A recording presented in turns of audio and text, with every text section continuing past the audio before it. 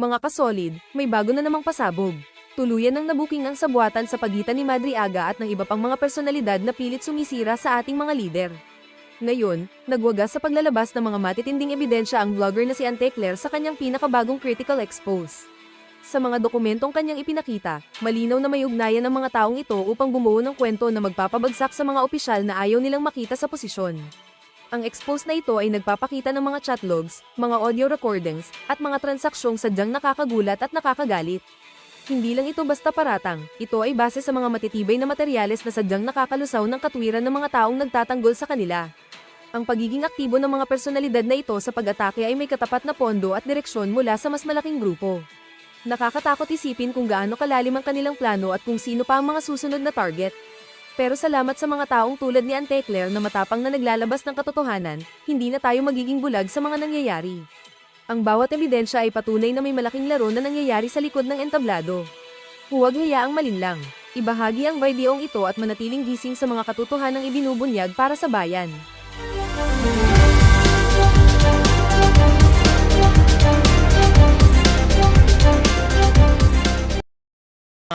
Makikiramay naman tayo. Kayo naman. Di naman tayo magpapalakpakan nun. Pagka na-impeach siya, magpapalakpakan tayo. Di ba? Pero pagka ika nga nagurgur siya, makikiramay ho tayo mga kababayan. Pero ma'am, how concerning po itong mga ganitong lumalabas na plano of alleged assassination? And this is not the first time na parang may threat din po sa naging buhay ng Pangulo. Recently, si Davao Mayor Baste Duterte, sabi niya, ang gusto niya rin po ay ulo ni PBBM. Nako. Ano po ang komento ng palasyo dito, ma'am? Ito, taga Newswatch Plus to, mga malisyoso. Gusto namin ang ulo ni PBBM doon sa bagay na kailangang managot noong mga mastermind sa mga maanumalyang flood control project. Siya ang presidente ng Pilipinas. Kung meron man dapat sisihin, kung meron man dapat ay nga managot dito, walang iba kung hindi ulo ni PBBM. Kayo, huwag niyong literalin. Ang bubu. Kayo talaga si sa mainstream media, oo. Hindi na nga po nabago ito, ang pagbabanta sa buhay ng Pangulo. Wow. Sinimulan na nga po ito ng Vice Presidente, nadinig na rin po natin, si Mayor Baste Duterte.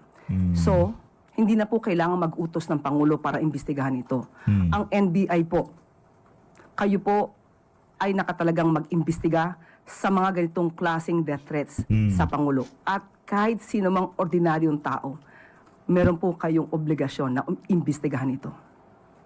So the palace po is asking the NBI or NBI na po to do their own investigation? Ang NBI na po ang dapat ang mag-imbestiga rito. Anak ng toka. Wag ka huli literal niyo lahat ng pagka ulo, ikaw ang ulo ng administrasyon. Ikaw ang ulo ng bansa. Kung meron mang ika nga pananagutan doon kung sino man ang pinaka-meron dapat pananagutan dyan sa mga kalokohan na yan sa iyong administrasyon, ulo mo yun. Pambira. Last na lang po, ma'am. Today's briefing, Senator Amy Marcos publicly appealed to her brother, the President, saying he knows the truth and should correct what described as false claims. Ginagamit daw po si Ramil Madriaga ng mga politiko. Ano po ba ang kaalaman ni Senator Amy Marcos sa katotohanan? Hindi po ba dapat lumabas talaga ang katotohanan at madinig natin kung anong dapat sabihin ng sino mang witness? So wala makakapaghusga ngayon kung ano ang katotohanan at kung anong kasinungalingan. Related question mula kay Ivan Mayrina, GMA News. Good afternoon, Yusek Claire. Have you spoken to the President about these revelations by Mr. Madriaga? Sa ngayon po ay pinaalam po natin kung ano nangyari at ang palasyo naman po ay nagmo-monitor para ipaalam po sa Pangulo kung ano po ang nangyayari. And any reaction from him? Did he say that that's an incredible claim, that there was an agreement with the Duterte camp, that he will step down in 2025? May ganun po ba? Ang Pangulo po, hindi po yan mga ngampanya para lang po ibigay ang posisyon kahit kanino. Ang sabi ko po natin, nangako po siya na siya'y magtatrabaho para sa bayan at tatapusin ang termino. So nag-react nga po ba siya? Did you get a reaction from him on that particular point? Siya po ay nagulat. Dahil hindi po ganun ang Pangulo. Hindi, nagulat siya kasi wala namang ganong deal. Alam mismo nitong si Marcos Jr. na walang ganong klaseng deal. Okay, last po. There were attempts to put into question the credibility and character of Ramil Madriaga by some members of Congress. Kayo po, ma'am, as a trial lawyer, how do you assess the credibility of Ramil Madriaga as a witness? As a trial lawyer, not as a palace press officer. Ang isang tao, kahit ikaw man ay kriminal, Doon sa vlog mo yan, madam. Sa vlog mo yan. Sa vlog mo yan, hindi sa ano, sa vlog mo yan, hindi diyan sa ano na yan, hindi yan yung proper forum para ika nga ang mga kabalbalan mo na yan sasabihin mo. o ikaw man ay sinasabing nagbebenta ng ligaya.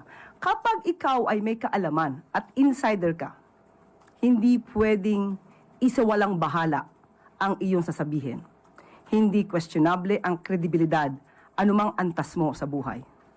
So, kailangan lang mapakinggan ang lahat na masasabing may kinalaman sa anumang anomalya. Sunod na tanong mula kay Alvin Baltasar, Radyo Pilipinas. Yusek, good afternoon po. Yusek, tuloy po ba yung filing of cases against fake news peddlers and this week? And na-identify po ba natin kung sino-sino yung mga nasa likod, individual man o grupo ito, Yusek? Magsasampa po ng kaso ng further investigation ngayong hapon. At yes, meron pong 3. Can we name names? Kapag ka po na ibigay na po ang dokumento sa DOJ, ibibigyan po namin kayo ng kopya. Malalaking personality ito, Yusek. Yes. Thank you po. Yeah, no. Sunod na tanong mula kay Rafi Ayeng, Next. Daily Tribune. Madriaga lang. Huwag tayo lalayo. Good afternoon po. Balikan lang natin Kumusta kayo, yung Madriaga? Lunes na nag-jogging ang Pangulo at Oo. nag-post na naman po si dating spokesperson Harry Roque at sinabi niyang, and I quote, mas mabuti Itong trivia ano lang parang nasa karinderya lang, at parang nasa tindahan lang nagkikipagchismisan. Kasi yung si Balingdong. Pero nagpunta ng Amerika yan. Kasama sa entourage ng Pangulo. Kasama yan yung mga PCO na nagpunta sa Jamaica. Kaya yan, best friend ni Auntie Claire yung tribune na yan. Yung kalbo na yan, anak na to.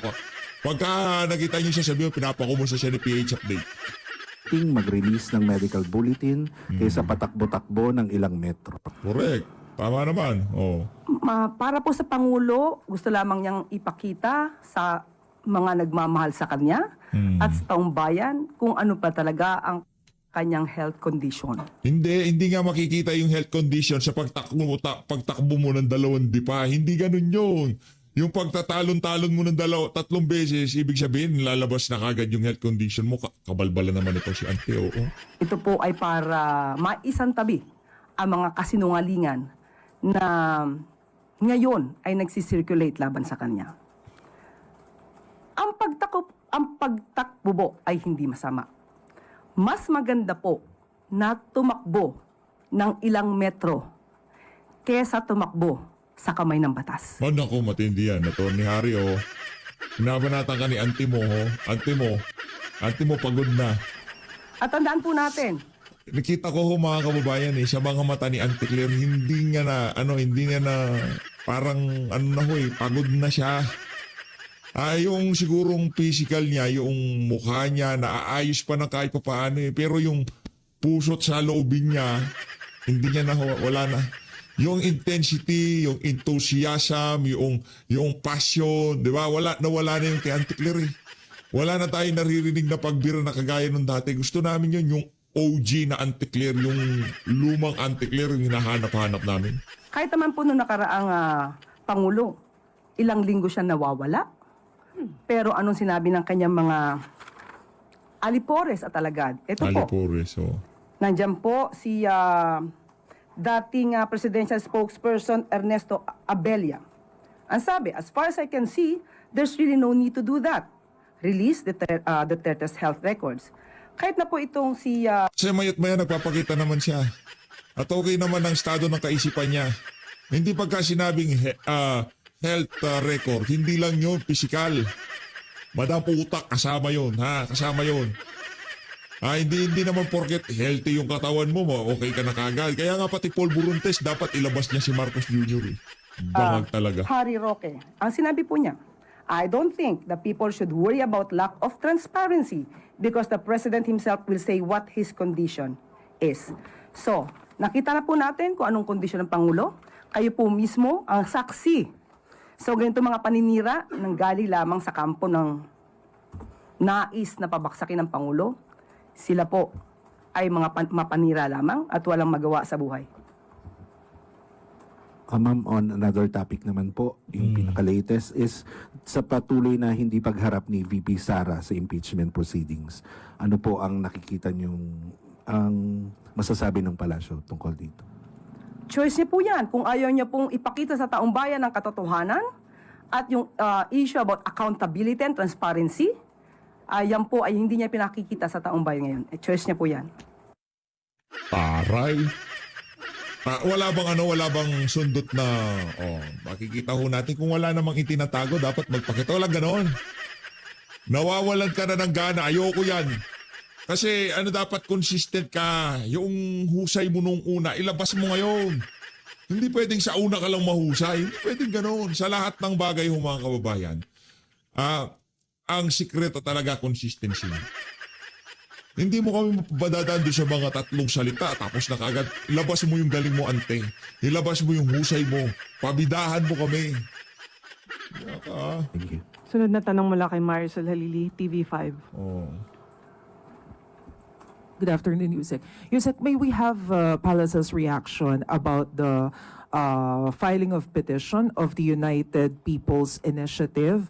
Based on their position, they are actually asking the Supreme Court to order the President to undergo a hair follicle drug test para daw matapos na yung mga issues about this. Yun po muna. What's your comment? Sino po bang gumawa ng issue unang-una? Hindi po ba sila? Silang gumagawa ng issue ng walang basihan. So, meron na po rin dati naging ruling ng Supreme Court patungkol po dyan sa nakaraang Pangulo. At ating ipapakitang muli, no? Pakita mo. Isa itong article na sinulat, pabangkitin ko ng pangalan, ni Mr. Ray Panaligan. Okay? Oh. So, ang Supreme Court po ay nagbigay na rin po ng desisyon patungkol po dito na hindi po kinakailangan at kailangan sapilitang magbigay ang isang Pangulo ng kanyang medical records, especially, and I quote, apparently, petitioner's allegation that the President is seriously ill is unsubstantiated and is based merely on petitioner's surmises and conjectures regarding his perception of the declining health of the President, referring to President Duterte at the time. So, kung puro chismis lang po ang pagbabasihan ninyo at guni-guni lamang at wala kayong anumang basihan, sa tingin po natin at Supreme Court ay Yung pagiging ikangala, parang absent-minded nitong si Marcos Jr. sa lahat ng issue sa Pilipinas. Hindi guni-guni yun, anti-clear. Yung pagsabi niya ng mahiya naman kayo tapos walang naging resulta yung investigasyon sa mga maanomalyang flood control. Hindi guni-guni yun, anti-clear. Yung biglang pagbagsak ng katawan ni Marcos Jr. at parang bungo na siya ngayon, hindi guni-guni yun, anti-clear. Huwag nyo naman hulukuhin ang katalinuhan ng sambayan ng Pilipino. ay hindi naman po oo. babalik na rin ang ganitong klaseng jurisprudence. Ma'am, isa pa po, ipinunto rin po kasi nila doon sa kanilang petition na the right to information is paramount. We, the people, as sovereign, have the right to assert transparency regarding the condition of officials who exercise executive power in our name. So they are asking for transparency. Are we not transparent? Hindi, ano ba You have transparency? seen the President. Sa lahat ng aspeto ng pamamahala ni Marcos Jr., wala ko tayong nakitang transparency. Flood control anomalies, transparency nasaan? Yung ICI committee report, yung kanilang report, ICI report, walang transparency, hindi ilinabas. Yung mahiya naman kayo pagbibida nitong si Marcos Jr., walang nangyari. Asan yung transparency? Anti-clearasa na. Anong nangyari? Anong tunay na dahilan kung bakit namatay si Cabral? Bakit tinanggal si Amena Pangandaman? Bakit tinanggal yang si pangal to? Bersamin. As in transparency. Working. Alam mo You have seen the President reporting face to face. Personal pa. So unless they can prove that there is serious illness, then there's no need for the President to do that based on the Supreme Court decision. Thank you, Sec. Sunod na tanong mula kay Ana Bazo, GMA Online. Afternoon, ma'am. Ma'am, Cavite Representative Kiko Barzaga has called for the ouster of the President, claiming na si Presidente yung nasa likod ng pagpapakulong sa kanya. Sabi niya, lumalaban pa rin siya kahit pinakulong siya and kailangan na raw pong tanggalin si Pangulo sa posisyon dahil sa ang dami na niyang ninakaw galing sa flood control and masyado na niyang pinataas ang presyo ng gasolina. Baka lang po may comment ang Palas, ma'am. Meron. Yan ang problema sa atin, di ba? So alam naman natin kung sino ang nagdemanda kay Congressman Kiko Barzaga. Alam din naman niya kung sino ang nagdemanda sa kanya. At alam din naman niya kung kailan siya humingi ng apologies dahil sa kanyang ginawa. Hindi ito makakaila. So paano niya masasabi na ang Pangulo ang nagpakulong sa kanya? Hindi siya sinasampahan ng Pangulo ng anumang kaso kahit anong klaseng paninira ang ginagawa niya. Sa mga ganitong klaseng tao po, may mga taong fake news peddler, Fake news peddler. destabilizer, Stabilizer. sakim sa kapangyarihan. Sakim sa Ito mga kapangyarihan. taong to ay Oo. hindi na natin po papaharapin sa salamin para tignan ang kanilang konsensya dahil wala silang konsensya. Wala silang Kayo na konsensya. lang po sa mainstream media at matitinong Si Auntie Claire lang ang may konsensya. Di ko siya nag-uulit ng damit. Pagdating sa Auntie Farah, talagang yan si Auntie Claire. Wala makakatalo dyan. Pambira. Wala, hindi na lahat sa forma. Buti pa nung mukha kang ale. Buti pa nung mukha kang mukha kang kumadrone. Diba mo, buti pa nung mukha kang sinaunang babae. Buti pa nung okay pa mga, banat mo kay VP Sara ngayon, nawawala na. Napunta lang sa mukha, gano'n? Pambihira. So, nasa SOCMED, Oo. kayo na po ang humarap sa salamin at tanungin nyo, totoo ba itong sinasabi ni Congressman Kiko Barzaga? Yan. Ma'am, yung statement lang po ni Congressman, as a lawyer, ma'am, makikita nyo rin po ba ito na inciting to sedition na rin yung ginagawa niya? Obviously, yes. Thank you, ma'am. Sunod na tanong mula kay Jervis Manahan, ABS-CBN. Hi ma'am, good afternoon. Earlier today po, si Vice President Sara Duterte issued a statement regarding the impeachment proceedings yesterday, and she did not directly address the allegations on corruption. She chose to focus on the law school issues. And at the end of that statement, she said na the government failed to give relief to the public in this price crisis because the public funds are being used for political maneuvering. Ano po ang reaction po ng Palace po dito? Muli, no? Ito ang mahirap sa hindi nag-aaral, hindi nagbabasa, hindi inaalam kung ano ba ang katotohanan. The brain that doesn't feed itself, eats itself. Yan ang sabi ni Gore Vidal. Nako, yung Gore Vidal na yan hindi pa siguro nakita yung utak ni Marcos Jr. Diba? Yung utak na hindi pinapakain, sumisinghot yan. Dami yung mga kaartihan na ganyan. Simple lang, administrasyon ni Marcos Jr., flood control anomalies, scandal, mali-malit ang pera dinideliver. Hindi kasi nungalingan. Hindi pa nga na-debunk. Hindi pa nasagot itong si Zaldico. Hindi pa nasagot yung 18 Marine. Ano nangyari, ate? Yung utak na hindi pinapakain, adik. Ilang oras po tayong nasa press briefing kahapon matapos ang Uplift Committee meeting. Halos 2 oras tayong nagkaroon ng diskusyon kung ano ang tulong ng gobyerno, ano ang maaari pang ibigay na benefits sa ating mga kababayan. Halos 2 oras. Natapos na nga po ang lunchtime, hindi pa po tayo nakapag-lunch para lang matapos ang ating briefing. Sa oras na yun, wala man lang ba siyang nalaman at nakita at narinig kung ano-ana ang mga programa ng Pangulo. Nakakalungkot para isang public servant, no? Nakakalungkot para sa isang public servant na lumalabas na walang alam. At wag niya pong ipahid ang mga issue ng accountability and transparency dahil may sarili po siyang issue ngayon na dapat niyang kaharapin. Ma'am, on another matter po, the Ombudsman is investigating 26 lawmakers na allegedly ay involved po sa infrastructure scandal, no, not just flood control but infrastructure scandal. May knowledge po ba tayo dito or ano po ang masasabi po natin? Well, trabaho po mismo ng Ombudsman, ng DOJ, ang pag-iimbestiga po dito. So, maganda po yan na pangitain at senyales na patuloy at porsigido po ang Office of the Ombudsman na tutukan ang korupsyon na naganap kahit ngayong administrasyon na to at noong nakaraang administrasyon. Maganda po yan. So we are seeing more names po being implicated in this scandal po. Depende na po yan sa maiimbestigahan po ng Office of the Ombudsman. Thank you, ma'am. Sunod na tanong mula kay Samuel Medinilla, Business Mirror. Microphone, please. Ay, dito.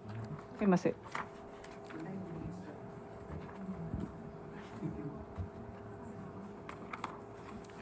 Good afternoon po, ma'am. Reaction lang po regarding po dun sa recent IMF at saka Moody's projection po sa economic growth ng Pilipinas. Confident pa rin po ba ang Marcos administration if it will still achieve upper middle income status and its poverty reduction targets within the Marcos administration po? Although sabi nga natin na hindi ginusto ng pamahalaan at ng Pangulo ang nangyayaring kaguluhan po sa Middle East, minabuti po natin na kunin na rin po ang komento ni DepDev Secretary Arsenio Balisaca patungkol po dyan. Ibibigay ko po ang kanyang mensahe and I quote, "By July 2026, the World Bank will indicate whether we have met the income threshold for upper middle income status based on 2025 performance. Formal classification may require additional years of sustained results. We remain confident this will be achieved within the term of the Marcos administration. Despite geopolitical tensions and heightened uncertainty, we will stay the course in stabilizing the economy and strengthening social protection to sustain poverty reduction." Thank you po. Another topic po, ma'am. I-clarify lang po namin kung may flagship project po ba ng Marcos administration yung naapektuhan na nung ongoing austerity measures? Sa ngayon po ay hihingin ko po muna at ibibigay ko po sa inyong detalye. Thank you po. Follow-up question mula kay Chloe Hufana, Business World. Yusek, also on the IMF, they cited po a weaker than expected reform momentum, a sharp decline in public investment and confidence as key drags for its slashed forecast. What specific steps is the President taking to reverse these in the near term? Well, alam naman natin po kung ano pong ginagawa ngayon ng economic team, pati po sa pangunguna rin po ni Secretary Arsenio Balisaca. Sinabi niya rin po ito, in I quote, most Asian economies are likely to miss their growth targets this year due to global supply chain disruptions and heightened uncertainty from the Middle East. So sa ngayon po, kahit ano po ang naranasan natin ngayon dahil dulot ng gulo dito sa Middle East, pinagsusumikapan po ng gobyerno na maibsan or maiwasan, mabawasan ang naranasan natin na hirap dulot ng krisis sa Middle East. So patuloy pa rin po ang pagpapalago ng ekonomiya. Sunod na tanong mula kay Christian Yusores, DZMM. Hi ma'am, on a different topic lang po. Another lawmaker supported the proposal to suspend the pension premium sa members po ng state-run pension funds. Senator Sherwin Gatchalian is proposing the Protect program where the government will temporarily shoulder the contributions of employees para po sa SSS and GSIS as a measure to the middle income class. So, how does the Palace view this proposal and kakayanin po ba ng pondo ng pamahalaan na sagutin yung pension premium ng mga members? Yan po ang aaralin.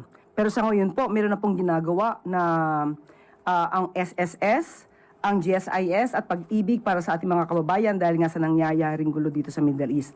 Sa SSS po ay meron na po silang aabot po sa 60 billion pesos financial assistance and benefits para sa mga miyembro, pensioners at sa mga employers sa kanilang mga loan programs at yung early implementation ng 2026 pension increase.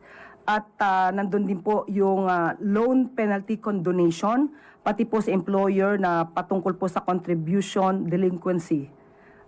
Ay meron na rin pong relief na ibinibigay po ang SSS. Yan. Ang GSIS naman po, sa ngayon, meron pong tinatawag na Balik Ginhawa Program. Balik Ginhawa Ito po Program. yung 3 buwan na loan, 3 buwang loan moratorium i-refund muna para po magamit ng ating mga kababayan at babayaran po nila ito nang wala pong tinatawag na interest. At meron na po, sa ngayon po ay meron 297,162 out of 353,667 applications na nag-qualify na po para dito sa Balik Ginhawa program. Sa Pag-ibig naman po, nag-announce po ang Pag-ibig na special benefits package para po sa mga repatriated OFWs. At pwede pong ma-withdraw up to 100% ang Pag-ibig regular savings and modified Pag-ibig 2 savings bago po ito mag-mature. At makaka-avail din po sila ng 3 buwang moratorium sa kanilang housing loan payments na walang interest at walang penalties.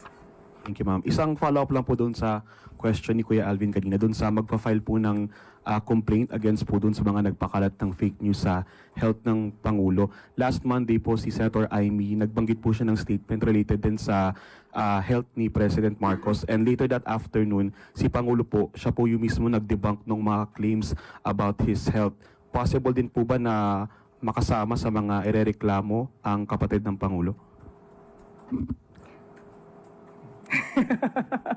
Kung si Pangulo pang tatanungin natin, buong pagmamahal, buong paggalang, Buong pagnanakaw, buong kickback. ang Parang ganon. ibibigay niya sa kanyang kapatid. Hmm. Hindi Buong pagnanakaw, wala. po siya kakaibang kapatid. So, yung pang ugali ng ating Pangulo. So, ang NBI... Kakaiba, no? Kakaiba nga. Mahilig sa maleta. Kakaiba. Sa magkakapatid talaga, meron kakaiba. Mukhang pera, no? Yan ang problema. Diba? Yan ang problema kay Marcos Jr. Makati kamay, Makati. Naigad. Ay po, depende na po sa NBI yan kung paano nila itong iimbestigahan. Imbestiga lang ang imbestiga. Wala nang problema ito. Wala nang katanungan mula sa MPC. Balik sa iyo. Wala na. Ano ba? Balik. Punta tayo kay Senator Robin Padilla. Balik tayo kay Sir Robin. Gusto nilang pag-usapan kung paano isosolve itong nangyayaring krisis sa atin na pinamumunuan ng aming kaibigan. At ang magaling na senador yan, si Senator Win Gatchalian. Nangyari dito kay Sir Robin, ba't walang boses? Siguro to, nag-concert.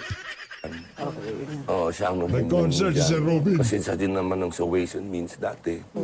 So nagtitiwala kami sa kanya. Siya din naman yung namuno dati sa kung paano yung mga taxes.